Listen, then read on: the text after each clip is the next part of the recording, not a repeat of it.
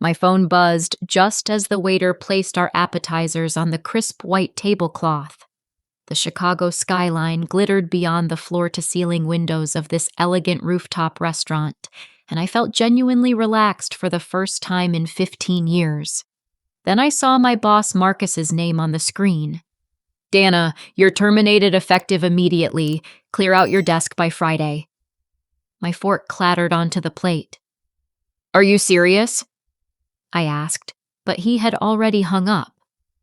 My first thought after being fired during my vacation in 15 years was simple: he has no idea who I'm having wine with.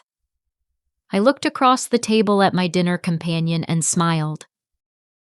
The man sitting across from me set down his wine glass and leaned forward with concern. "Dana, what just happened? You look like you've seen a ghost." Robert Sterling, CEO of Sterling Industries, had been watching my reaction with the sharp attention that made him one of the most respected executives in the Midwest. Most people would recognize his silver hair and distinctive voice from business magazines and corporate presentations. What Marcus didn't know was that Robert Sterling was also the parent company owner of Midwest Logistics Solutions, where I had just been unceremoniously fired. "My boss just terminated me," I said, still processing the surreal timing. "Over the phone while I'm having dinner with his boss's boss." Robert's expression darkened. "Marcus Thompson, correct the regional director." I nodded, remembering how we had met 3 months earlier at the Supply Chain Excellence Conference in Detroit. I had been representing our logistics department, presenting my innovative vendor consolidation strategy that had saved the company over $2 million annually. Robert had approached me afterward, genuinely impressed by my comprehensive analysis and forward-thinking approach. "Your presentation was exceptional," he had said that day. "Most managers talk about efficiency improvements, but you actually demonstrated measurable results with concrete data." That conversation had led to several professional exchanges, and eventually this dinner invitation when Robert mentioned he would be visiting Chicago. I had requested vacation time specifically for this meeting, excited about the opportunity to discuss industry trends with someone of his caliber. Now, as I explained the phone call, Robert's jaw tightened. "Tell me about your history with the company, Dana. I want to understand what led to this moment." I took a steadying breath and began recounting my 15-year journey. I started as an entry-level logistics analyst right after college. Fresh out of Northwestern with my business degree, eager to prove myself in the corporate world. Back then, Midwest Logistics was smaller, more family-oriented. The original owner, Frank Delacroix, actually knew employees by name. Robert nodded thoughtfully. "Frank was a good man. We acquired the company 5 years ago when he retired." "Those early years were incredible," I continued. I rotated through different departments to learn the business comprehensively. Procurement taught me vendor negotiation and cost analysis. Quality control showed me how operational standards directly impact customer satisfaction. I spent 18 months in shipping and receiving, understanding warehouse logistics from the ground up. The waiter refilled our wine glasses as I continued my story. Marcus arrived as department manager about 7 years ago. Initially, I was optimistic about his leadership. He had impressive credentials from a larger firm, talked about modernization and growth strategies. "But something changed," Robert prompted. "Everything changed," I said, feeling years of suppressed frustration bubbling to the surface. Marcus quickly realized I had comprehensive institutional knowledge and strong relationships with our vendor partners. Instead of leveraging that expertise appropriately, he began systematically taking credit for my initiatives. I described the vendor consolidation project that had become my signature achievement.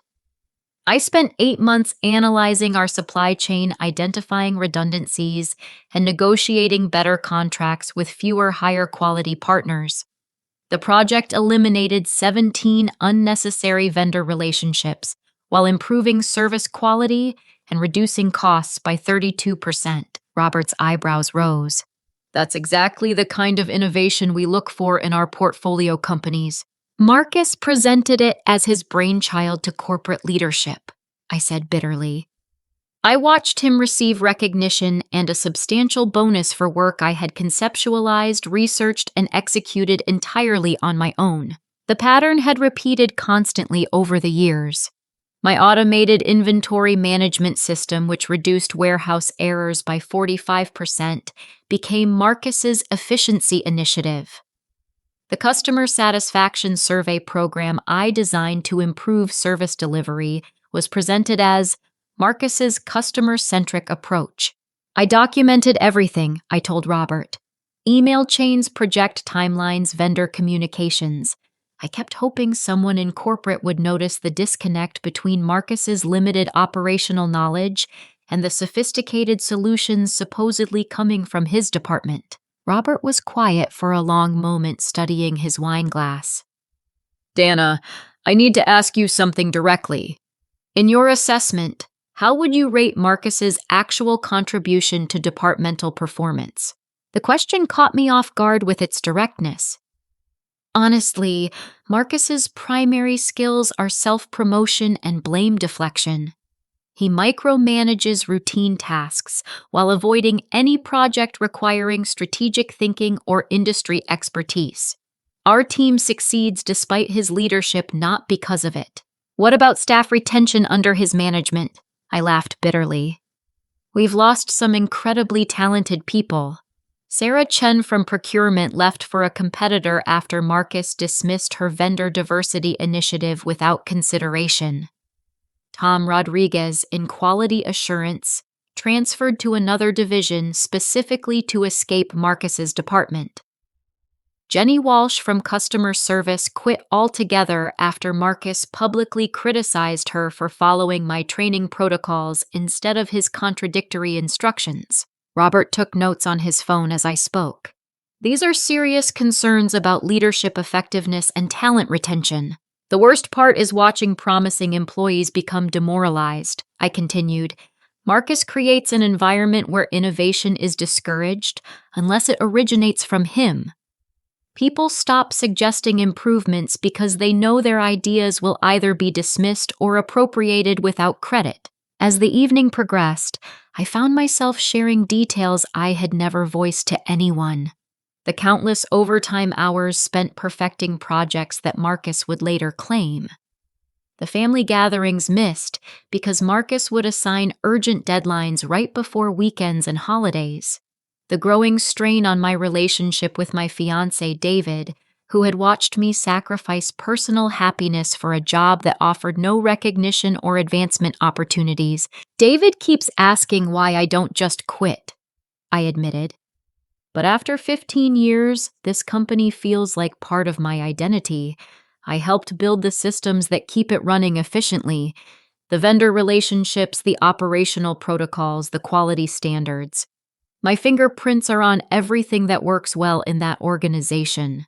Robert leaned back in his chair. Dana, I want you to know that your insights tonight have been incredibly valuable. Sterling Industries takes workplace culture and ethical leadership very seriously across all our subsidiaries. Something in his tone made me look at him more carefully. Robert, can I ask why you wanted to have dinner with me specifically? He smiled grimly. That's an excellent question, and one I think you deserve a completely honest answer to. Robert signaled for another bottle of wine before continuing. 3 months ago, our quarterly performance reviews flagged some concerning trends in your division. High turnover rates, declining employee satisfaction scores, and some inconsistencies in project attribution that caught our attention. My heart started racing as I realized the implications. You've been investigating Marcus's department. Investigating might be too strong a word initially, Robert clarified. We were conducting routine oversight analysis across all subsidiaries, but certain patterns emerged that warranted deeper examination. He pulled out his tablet and showed me a series of charts and graphs. Your department has the highest resignation rate in our entire corporate portfolio. Over the past 3 years, 22 employees have left Marcus's division. That's nearly a complete staff turnover. I stared at the data, seeing my colleagues' departures mapped out in stark numerical terms. Each data point represented someone who had reached their breaking point under Marcus's leadership. More troubling were the exit interviews, Robert continued. 78% of departing employees mentioned concerns about management recognition and credit attribution. 64% specifically cited feeling undervalued despite making significant contributions. The numbers felt surreal, yet they perfectly captured the toxic environment Marcus had created. I never realized the pattern was so obvious from a corporate perspective. It became obvious once we started looking systematically, Robert said.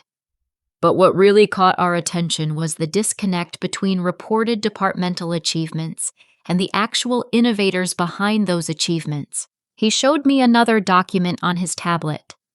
This is Marcus's last performance review, where he took credit for implementing an inventory management system that reduced operational costs by $800,000 annually. I recognized my own project immediately.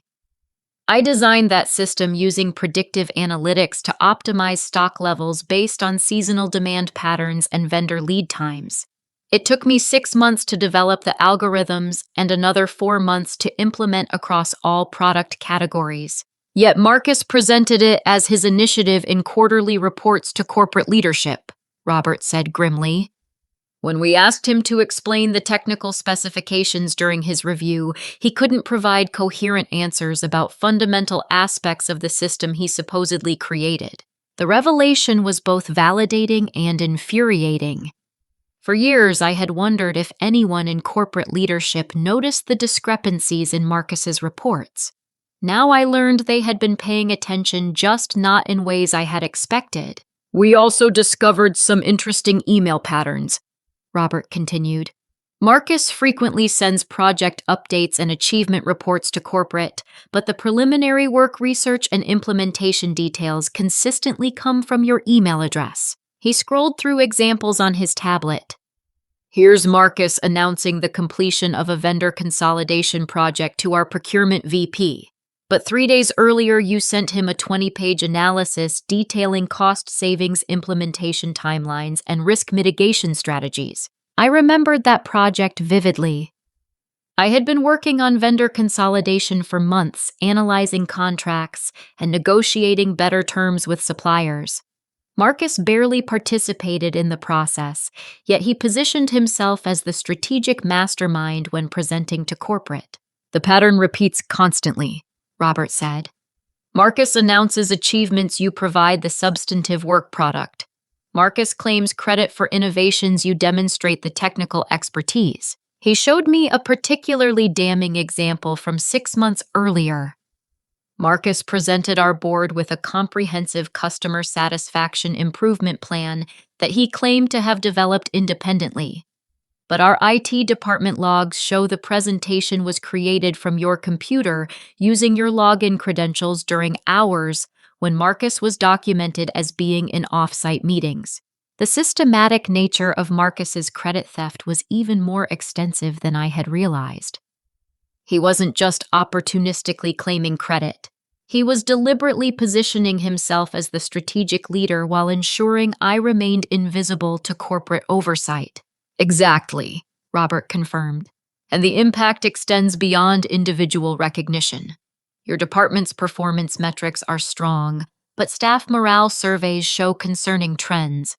Employee engagement scores have declined consistently over the past 4 years. I thought about my coworkers' gradual transformation from enthusiastic contributors to resigned time servers. People stop caring about excellence when their efforts go unrecognized. Marcus created an environment where innovation felt pointless because any successful initiative would be appropriated by management. Robert nodded gravely. We've seen this pattern in other organizations. Toxic leadership doesn't just harm individual employees, it systematically destroys the collaborative culture that drives genuine innovation and operational excellence. The conversation was revealing years of workplace dysfunction I had internalized as normal. I started questioning my own competence, I admitted. When someone consistently dismisses your contributions and takes credit for your achievements, you begin wondering if maybe you're overestimating your value to the organization. That's a common response to psychological manipulation in workplace settings, Robert said. Effective managers build confidence and recognize talent. Ineffective managers often maintain control by undermining subordinates' self-perception. As we discussed specific examples of Marcus's behavior, I realized how much damage had been done to my professional confidence over the years. Projects I had successfully completed felt less significant because Marcus had minimized my role. Innovations I had developed seemed less valuable because Marcus had positioned them as obvious solutions anyone could have implemented. The vendor relationship management system you developed, Robert said, referencing another project. That initiative alone has improved our supply chain efficiency ratings from 73% to 91% over 2 years. I felt a surge of pride hearing those numbers. I studied supply chain optimization methodologies from 3 different business schools before designing that system. It incorporates predictive modeling, risk assessment algorithms, and real-time performance tracking across multiple vendor categories. Yet Marcus presented it to our operations committee as a routine efficiency upgrade that required minimal strategic planning, Robert said. He completely undersold the sophistication and impact of your innovation. The pattern was becoming clear. Marcus hadn't just stolen credit for my work.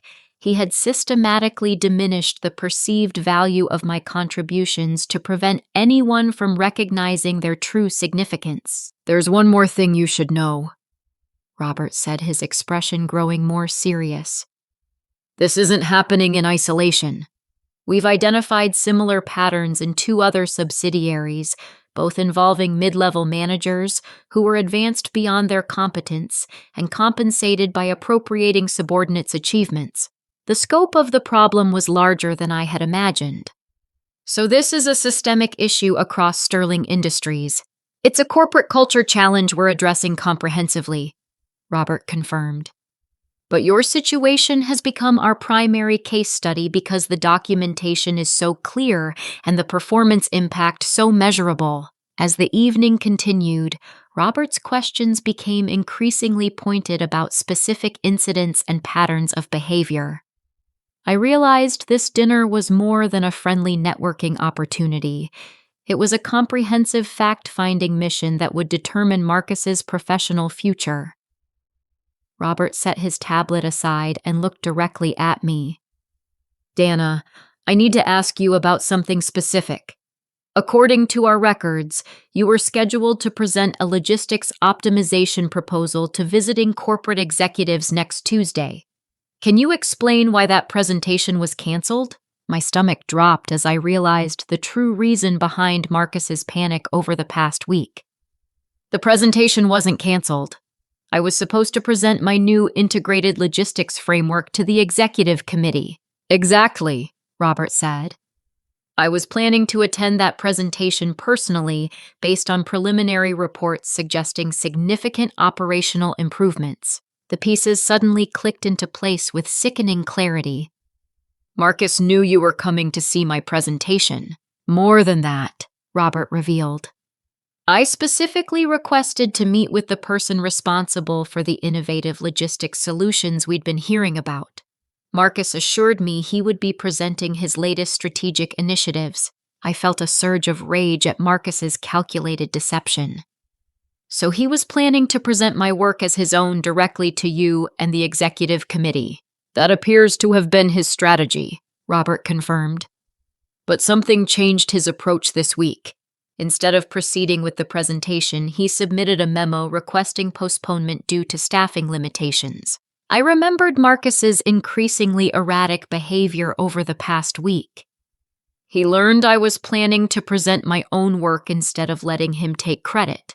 The vacation request that had seemed innocent now revealed itself as a strategic move on my part. After 15 years of watching Marcus appropriate my achievements, I had finally decided to take a stand and present my innovations directly to corporate leadership. I told Marcus I wasn't comfortable with him presenting my logistics framework without proper attribution. I explained. I requested the opportunity to co-present or at minimum be acknowledged as the primary developer of the system. Robert leaned forward intently.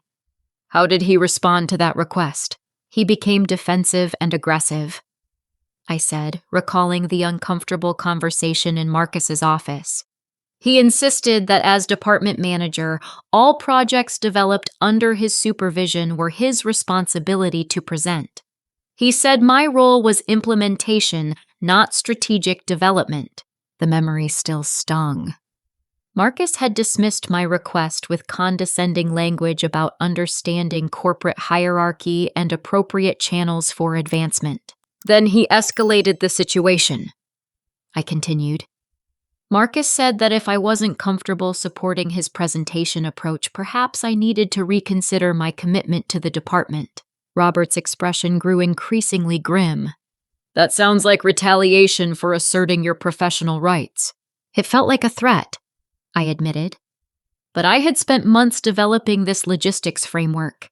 It incorporates artificial intelligence algorithms for predictive routing, real-time traffic optimization, and dynamic load balancing across multiple transportation modes. I explained the technical sophistication of the system, detailing how it could reduce shipping costs by 23%, while improving delivery reliability by 37%. The framework represented a fundamental advancement in logistics technology that could be implemented across Sterling Industries' entire corporate portfolio. Marcus couldn't have developed this system, I said with growing confidence. He lacks the technical background in data analytics, transportation optimization, and supply chain modeling. We suspected as much, Robert said. That's why we were eager to meet with the actual innovator behind these advances. The vacation timing now seemed prophetic rather than coincidental. I requested time off specifically to prepare for the presentation and clear my head before such an important career milestone. And Marcus saw that as an opportunity to eliminate you from the equation entirely, Robert concluded. The phone call suddenly made perfect sense. Marcus hadn't fired me impulsively. He had calculated that eliminating me before the presentation would allow him to proceed with his original plan to claim credit for my work. He probably assumed I would be too devastated and distracted to interfere with his presentation, I said, feeling a mix of anger and admiration for the audacity of his scheme. Robert pulled out his phone and made a quick note. Dana, what Marcus doesn't realize is that we've already reviewed your preliminary presentation materials. Our technical team has been analyzing your logistics framework for 2 weeks. My heart stopped. You have access to my work product. Sterling Industries conducts routine intellectual property audits across all subsidiaries, Robert explained. When we saw the sophistication of the logistics innovations coming from your department, we requested access to development documentation and technical specifications. He showed me screenshots of my presentation slides and technical diagrams on his phone. We were particularly impressed by your integration of machine learning algorithms with traditional transportation optimization models. Seeing my work displayed on Robert's phone felt surreal. For years, I had assumed my innovations remained buried within Marcus's department, unknown to anyone in corporate leadership. The preliminary analysis suggests your framework could revolutionize logistics operations across our entire corporate portfolio, Robert continued. We're talking about potential cost savings in the tens of millions annually. The magnitude of impact was beyond what I had imagined when developing the system.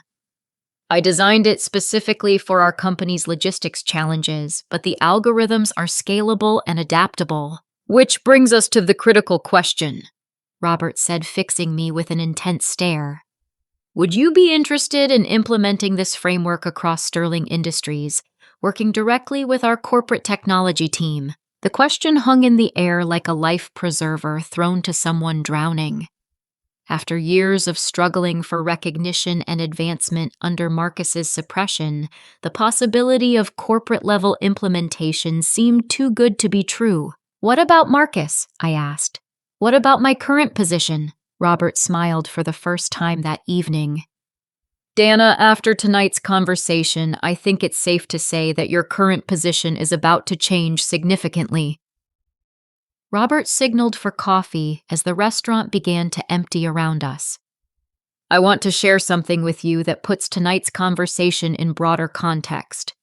Sterling Industries has been conducting a comprehensive review of management effectiveness across our subsidiary companies for the past 6 months. He pulled up a detailed report on his tablet.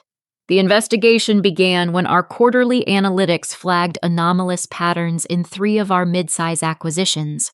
High-performing divisions with concerning employee satisfaction metrics, talented staff leaving for competitors, and management claiming credit for innovations they couldn't adequately explain when questioned. I realized the scope of corporate oversight was far more sophisticated than I had understood. So Marcus's behavior is part of a larger pattern. Unfortunately, yes, Robert confirmed. We've identified what we call competence displacement. Situations where ineffective managers advance by appropriating subordinates' achievements while systematically undermining the actual contributors. He showed me comparative data from similar companies in Sterling Industries' portfolio. Your division represents the most clear-cut case, but we've found similar issues in our Portland logistics subsidiary and our Denver manufacturing operation. The revelation was both vindicating and troubling. How common is this type of management dysfunction? More common than we initially realized, Robert admitted. Our analysis suggests it often develops when companies promote based on self-advocacy rather than measurable contribution. Managers who excel at claiming credit advance faster than those who focus on actual performance. He scrolled through case studies showing similar patterns across different industries and corporate structures. The Portland situation involved an operations manager taking credit for process improvements developed by his engineering team. In Denver, a production supervisor was claiming ownership of efficiency innovations created by line workers. The systematic nature of the problem was staggering. What happens to the actual innovators in these situations? Typically, they become frustrated and leave for competitors taking their expertise and institutional knowledge with them, Robert explained.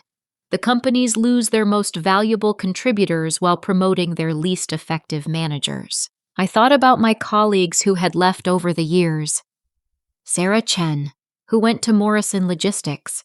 Tom Rodriguez, who transferred to your automotive division. Jenny Walsh, who quit entirely.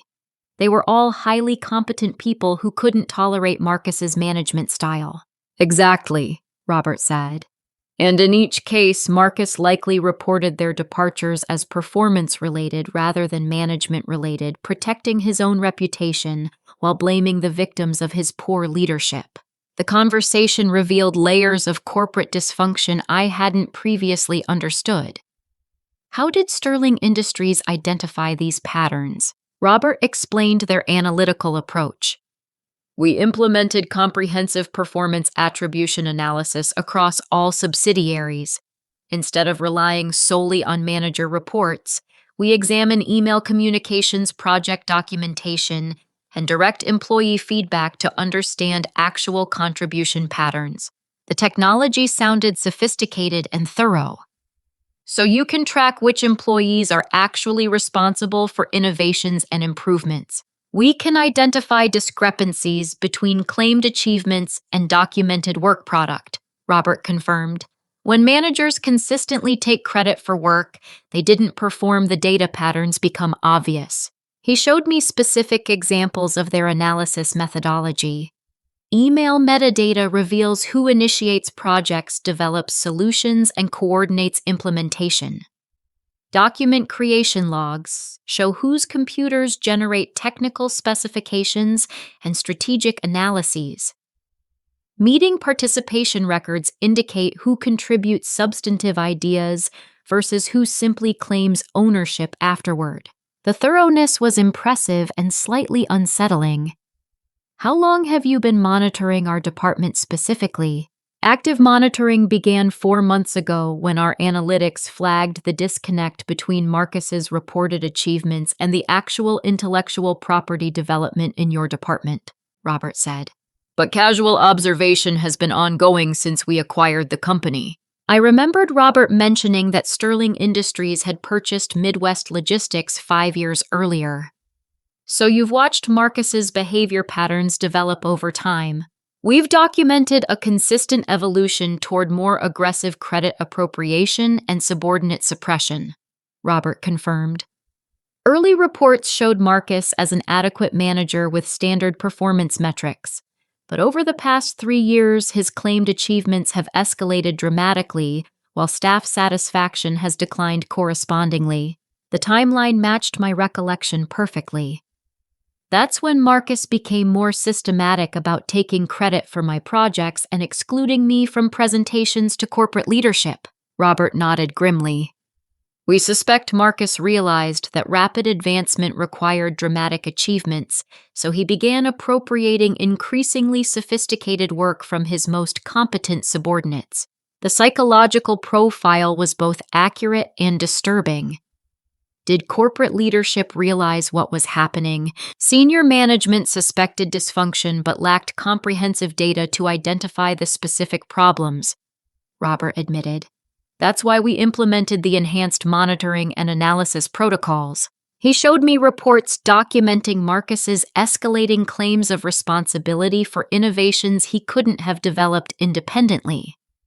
6 months ago, Marcus presented a supply chain optimization strategy to our procurement committee that incorporated advanced mathematical modeling and predictive analytics. I remembered that presentation well. I spent 3 months developing those optimization algorithms using graduate-level statistical analysis and machine learning techniques.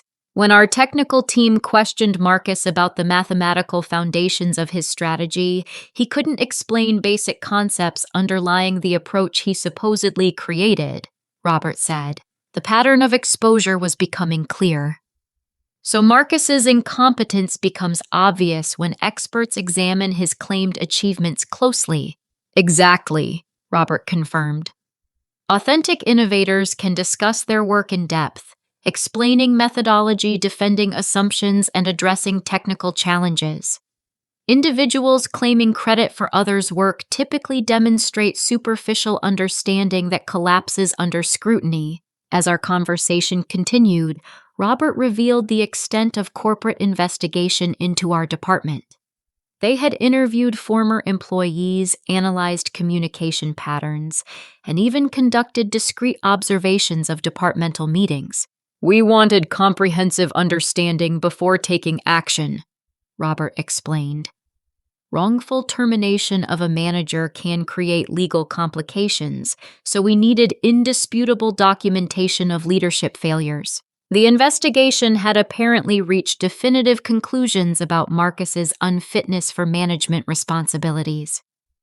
What happens next? I asked. Robert smiled with what appeared to be satisfaction.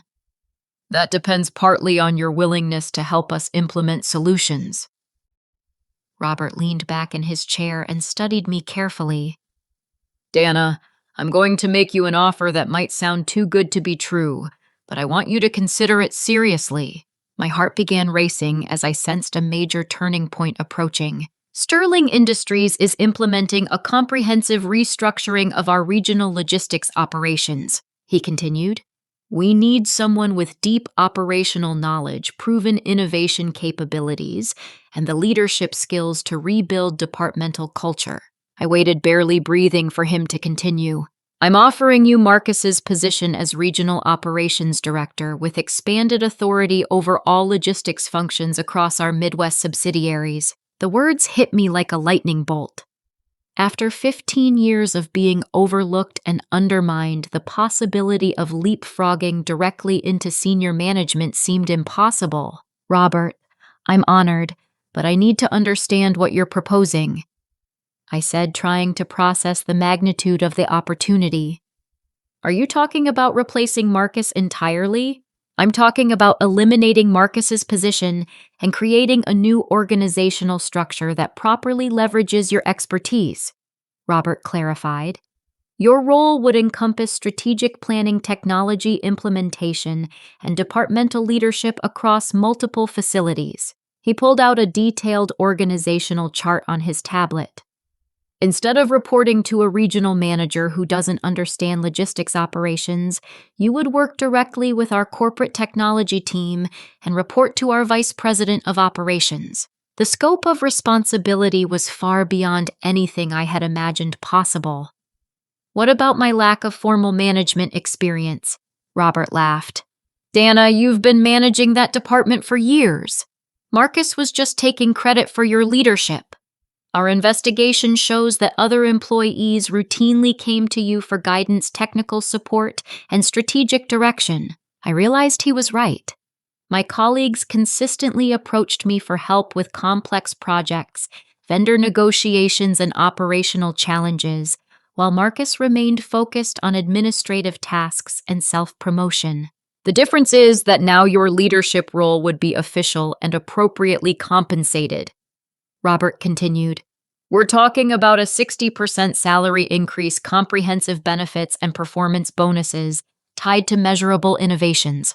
The financial improvement would be life-changing, but the professional recognition mattered even more. What about implementation timeline? We're prepared to announce the restructuring Monday morning, Robert said. Marcus would be terminated immediately, and you would begin transitioning into the new role with full corporate support. The speed was breathtaking. Monday. That's 3 days from now. We've been preparing this transition for weeks, Robert explained.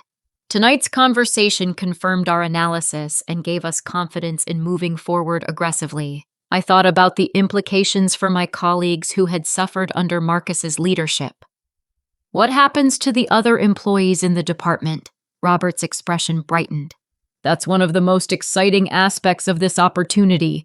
You would have authority to restructure team responsibilities, implement recognition programs, and create advancement pathways for high-performing employees. The possibility of creating a positive work environment after years of dysfunction was incredibly motivating. I have specific ideas about how to rebuild departmental morale and optimize operational efficiency. We're counting on that, Robert said. Your logistics framework is just the beginning. We want you to develop comprehensive innovations that can be implemented across our entire corporate portfolio. He showed me strategic plans for expanding Sterling Industries' logistics operations into new markets and service areas. Your technical expertise and operational knowledge would be essential for these growth initiatives. The conversation revealed opportunities I hadn't dared imagine. Instead of struggling for recognition within a dysfunctional department, I would be driving strategic development for a major corporation. There is one concern I need to address, I said hesitantly. What if Marcus attempts to sabotage the transition? He has relationships with some vendor partners and might try to damage operations out of spite. Robert's smile was reassuring but cold. Marcus's vendor relationships are actually your vendor relationships. Our investigation revealed that suppliers prefer working with you because of your technical competence and reliable communication. Marcus was primarily a bureaucratic intermediary in arrangements you had developed and maintained. The revelation was another validation of my actual value to the organization. So the transition would strengthen rather than disrupt vendor partnerships. Absolutely, Robert confirmed. Several key suppliers have specifically requested to work more directly with you, citing frustration with Marcus's limited understanding of their operational capabilities. As we discussed implementation details, I felt my confidence growing exponentially.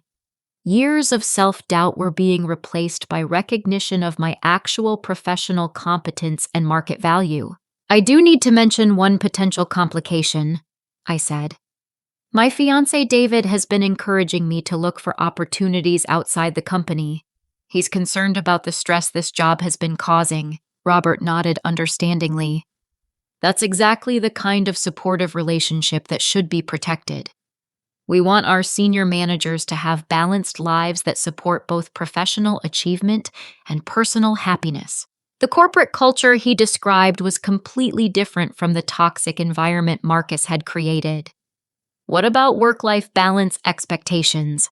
We expect excellent performance, but we also recognize that sustainable achievement requires reasonable schedules and respect for personal commitments, Robert explained. Marcus's approach of constant crisis management and impossible deadlines is counterproductive to long-term success. The promise of professional advancement without personal sacrifice felt almost too good to believe. I need to ask directly, what's the catch? This opportunity seems incredible, but major corporate decisions usually involve complicated trade-offs. Robert's expression became serious. The catch is that we need someone willing to take significant responsibility for turning around a damaged department. You would be inheriting some demoralized employees, rebuilding vendor relationships that Marcus has strained, and implementing new systems while maintaining current operational performance. The challenges were substantial but manageable. I've been informally handling most of those responsibilities already. Making them official would actually make the job easier by giving me appropriate authority. Exactly our assessment, Robert agreed. You've been doing the work without the title compensation or recognition. This restructuring simply aligns your official role with your actual contributions. As our conversation neared its end, Robert raised his wine glass. Dana, if you're willing to accept this opportunity, I believe you can transform not just your own career, but the entire culture of our logistics operations. I raised my glass to meet his. Robert, after 15 years of waiting for recognition, I'm ready to prove what's possible when talent is properly supported instead of suppressed. We toasted to new beginnings as Chicago's lights twinkled beyond the restaurant windows. The vacation that had started with a devastating phone call was ending with the opportunity of a lifetime. Monday morning arrived with the crisp efficiency of corporate restructuring. I arrived at the office at 7:30, knowing that Robert had scheduled announcement meetings beginning at 8 o'clock. The parking lot seemed unusually quiet, as if the building itself was holding its breath. My badge still worked, which surprised me until I remembered that Marcus's termination call had mentioned clearing my desk by Friday, not immediate access revocation. I walked through familiar hallways with a strange mixture of nostalgia and anticipation. The first sign of change was Janet Morrison from Human Resources setting up equipment in the main conference room. She smiled when she saw me, which seemed unusual given that I was supposedly terminated. Good morning, Dana, she said warmly. I'm glad you're here early. We have some important announcements this morning. Before I could respond, my phone buzzed with a text message from Robert. Board approved everything. Conference room B in 15 minutes. Welcome to your new career. My hands trembled slightly as I read the message. After years of professional frustration, the moment of transformation felt surreal and overwhelming. I was reviewing notes on my phone when Marcus's voice echoed down the hallway. He was speaking loudly into his cell phone, clearly agitated about something he didn't fully understand. What do you mean restructuring announcement? He was saying. I wasn't notified of any corporate meetings this week. My stomach tensed as I realized Marcus was about to discover the true scope of changes happening in his department. I positioned myself near the conference room entrance, curious to observe his reaction to events he couldn't control or manipulate. Marcus appeared around the corner, still talking on his phone and carrying a coffee cup that he was gesturing with emphatically. Janet, I need answers about this morning's meeting. Why wasn't I included in planning sessions for announcements affecting my department? He stopped abruptly when he saw me standing near the conference room. What are you doing here? I terminated you Friday afternoon. I received different instructions from corporate leadership. I replied calmly, enjoying the confusion spreading across his face. Marcus ended his phone call and approached me with the aggressive posture I had learned to recognize as his intimidation technique. Dana, you're trespassing on company property. Security should escort you out of the building immediately. Marcus, I suggest you check your email before making any assumptions about my employment status, I said, surprised by my own confidence. He pulled out his phone and scrolled through messages, his expression shifting from irritation to concern to something approaching panic. This can't be right. There must be some administrative error. At exactly 8 o'clock, Janet called for everyone to gather in the main conference room. Our department's 12 employees filed in with expressions ranging from curious to worried. Marcus positioned himself prominently at the head of the table, still believing he was in control of the situation. Robert Sterling entered with 2 other executives I didn't recognize, carrying folders and wearing the serious expressions that accompany major corporate announcements. Marcus's face went pale as he realized the scope of leadership attention focused on our department.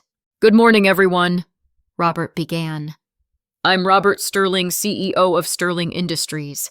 I'm here to announce some important changes to your departmental structure and leadership." Marcus attempted to interject. "Mr. Sterling, I wasn't aware of any scheduled restructuring initiatives. Perhaps we should discuss these changes privately before involving the entire team." Robert's gaze shifted to Marcus with cold professionalism. "Mr. Thompson, please have a seat. These changes directly affect everyone in this room, and transparency is essential for successful implementation." The authority in Robert's voice left no room for argument. Marcus sat down heavily, his usual confidence visibly deflating. "Effective immediately, we are restructuring this department's leadership and operational focus," Robert continued. "After comprehensive performance analysis, we have determined that significant changes are necessary to optimize efficiency and improve workplace culture." I watched my colleagues' faces as they processed the implications. Sarah from accounting looked relieved, while Tom from quality control appeared concerned about job security. "Marcus Thompson's employment with Sterling Industries is being terminated today," Robert announced. "His responsibilities will be assumed by Dana Williams, who is being promoted to Regional Operations Director with expanded authority over all Midwest logistics functions." The silence was deafening. Marcus's jaw dropped as he stared at Robert in disbelief. My colleagues looked back and forth between Marcus and me, trying to process the dramatic reversal of departmental hierarchy. Marcus recovered enough to speak. "This is preposterous. Dana lacks the management experience and strategic vision necessary for senior leadership. I've spent years developing this department's operational capabilities." Robert's response was swift and decisive. "Mr. Thompson, our investigation revealed significant discrepancies between your claimed achievements and your actual contributions to departmental performance." He opened one of his folders and began reading specific examples. "The vendor consolidation project that saved $800,000 annually was researched, developed, and implemented entirely by Ms. Williams. The inventory management system that improved efficiency by 37% was designed using algorithms that you couldn't explain when questioned by our technical team." Marcus's face turned red as the scope of his exposure became clear. "Those were collaborative projects developed under my strategic guidance and leadership oversight. Our analysis of email communications project documentation and technical specifications indicates otherwise," Robert said calmly. "Ms. Williams was the sole developer of innovations you claimed credit for in corporate presentations." I felt a surge of vindication watching Marcus confronted with irrefutable evidence of his credit theft. Years of frustration were being validated in front of colleagues who had witnessed his behavior but never seen it challenged. "Furthermore," Robert continued, "your management approach has created a toxic workplace culture that drove away talented employees and suppressed innovation. Your termination is effective immediately with security escort from the premises." 2 security guards entered the conference room as if on cue. Marcus looked around the table, desperately seeking support from colleagues who avoided his gaze. "This is unjust," Marcus said, his voice rising. "I'm being scapegoated for routine business decisions and standard management practices." Robert's expression remained professionally neutral. "Mr. Thompson, you have 30 minutes to collect personal items from your office under security supervision. All company property, including computers, files, and access cards, must be surrendered before departure." As Marcus was escorted out muttering threats about legal action and wrongful termination, I felt a strange mixture of satisfaction and sympathy. Watching someone's career collapse was sobering, even when that person had systematically undermined my own professional development. Robert turned to address the remaining team members. "I want everyone to understand that these changes are designed to create a more positive and productive work environment. Ms. Williams has demonstrated exceptional competence and integrity over 15 years with this company." He outlined the new organizational structure, emphasizing collaborative leadership, transparent project attribution, and opportunities for professional development that had been lacking under Marcus's management. "Are there any questions about the transition or new departmental structure?" Robert asked. Tom raised his hand tentatively. "What happens to ongoing projects and vendor relationships?" "Excellent question," I said, stepping forward to address my new team. "All current projects will continue without disruption. In fact, I expect improved vendor relationships because communication will be more direct and technically informed." As the meeting concluded and colleagues approached to congratulate me on the promotion, I reflected on the dramatic transformation of my professional circumstances.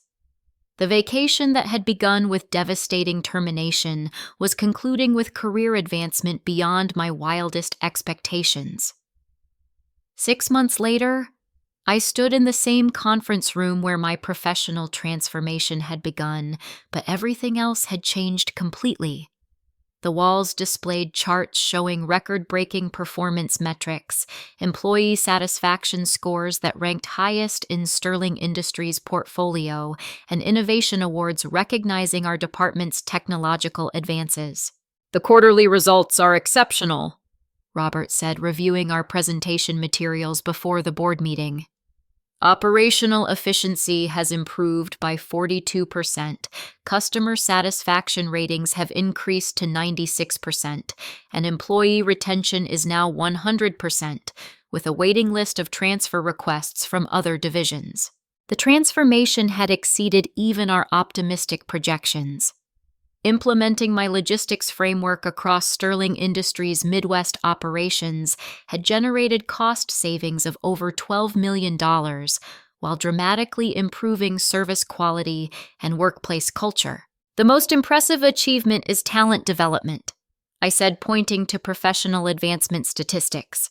7 team members have received promotions or expanded responsibilities, and 3 have been selected for Sterling Industries' Leadership Development Program. Creating opportunities for my colleagues to receive recognition and advancement had been one of my highest priorities.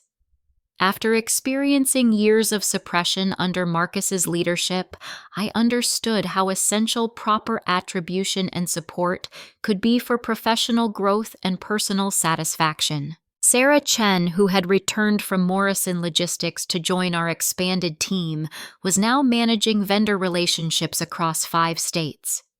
Tom Rodriguez had been promoted to Quality Control Supervisor with authority to implement process improvements company-wide.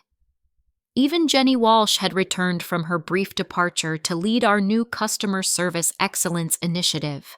"The culture transformation has been remarkable," Robert observed.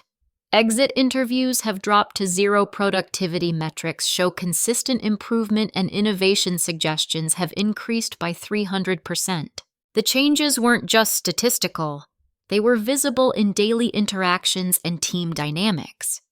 People approached work with enthusiasm instead of resignation, contributed ideas without fear of appropriation, and collaborated effectively because they trusted their contributions would be acknowledged and valued. My relationship with David had also flourished under the improved work-life balance that ethical management made possible.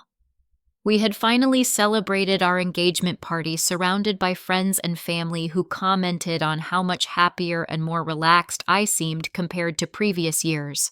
The wedding planning has been incredible. I told Robert during a private moment before the board presentation. David keeps saying he feels like he got his fiancée back after years of watching me struggle with workplace stress. That's exactly the kind of personal success we want our senior managers to experience, Robert said. Professional achievement should enhance, rather than diminish personal happiness and relationship satisfaction. The wedding was scheduled for next month with Robert attending as an honored guest whose intervention had made our happiness possible. The venue, a historic mansion overlooking Lake Michigan, would host a celebration of love that had survived years of professional adversity. As for Marcus, his professional downfall had been swift and comprehensive. Word of his termination and the reasons behind it had spread throughout the logistics industry, making comparable employment difficult to obtain. He had eventually accepted a significantly lower position with a smaller company where his limited technical knowledge and poor leadership reputation restricted advancement opportunities. I heard through industry contacts that Marcus is struggling in his new role, Robert mentioned. Apparently, he's finding it difficult to succeed when he can't take credit for subordinates' achievements.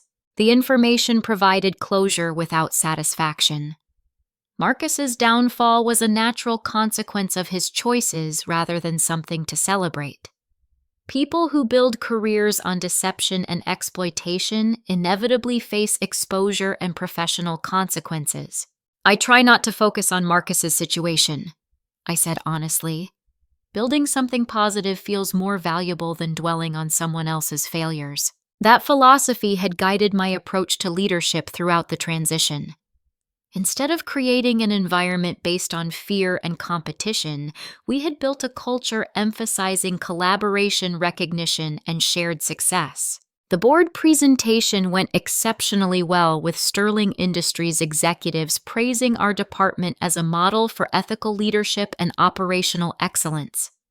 They approved expansion of our logistics framework to additional subsidiaries and authorized hiring 12 more employees to support growing demand for our services.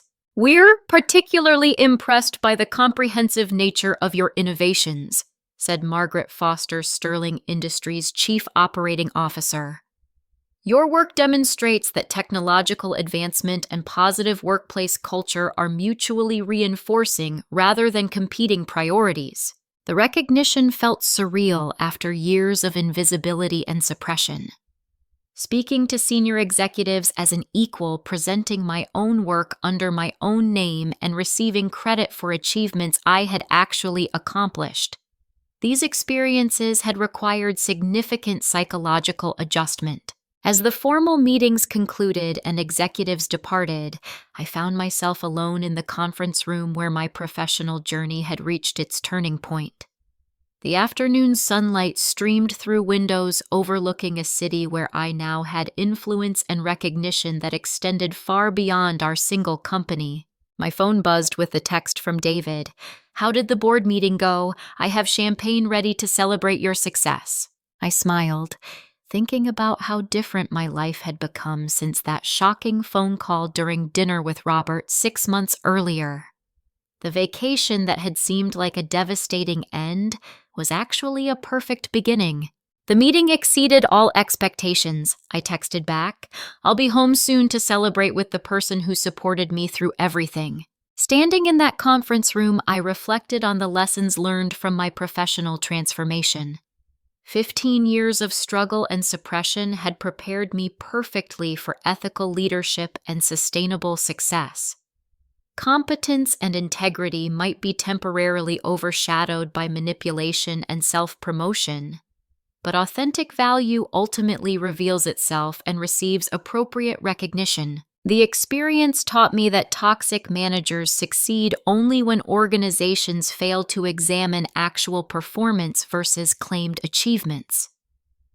Once companies implement proper oversight and attribution analysis, the disconnect between authentic contributors and credit thieves becomes immediately obvious. Most importantly, I learned that standing up for professional worth, even when intimidated by authority figures, creates opportunities for transformation that wouldn't exist otherwise. If I had continued accepting Marcus's treatment without resistance, this dramatic improvement would never have occurred. Now, as Regional Operations Director, I have the authority and responsibility to ensure that no employee under my supervision experiences the suppression and credit theft that defined my early career. Creating environments where talent is recognized, innovation is properly attributed, and advancement is based on actual contribution rather than self-promotion. This has become my primary leadership mission. The phone call that had seemed like professional devastation was actually the catalyst for career advancement, personal happiness, and the opportunity to help others achieve their potential in ethical and supportive environments. Before leaving the office, I wanted to share this story with you because workplace injustice affects so many people who feel powerless to change their circumstances. Have you ever experienced a situation where someone took credit for your hard work or undermined your professional development? How did you handle it, and what advice would you give others facing similar challenges? I hope this story demonstrates that standing up for yourself and maintaining your integrity, even during difficult times, can lead to opportunities and recognition that seemed impossible before. Thank you for listening to my journey from suppression to empowerment, and I wish you the courage to recognize your own worth and fight for the recognition you deserve. If this story resonated with you, please take a moment to like this video, subscribe to support more stories about overcoming workplace adversity, share it with anyone who might benefit from hearing about professional transformation, and comment below with your own experiences or thoughts about workplace justice. Your engagement helps these important conversations reach people who need to hear them most.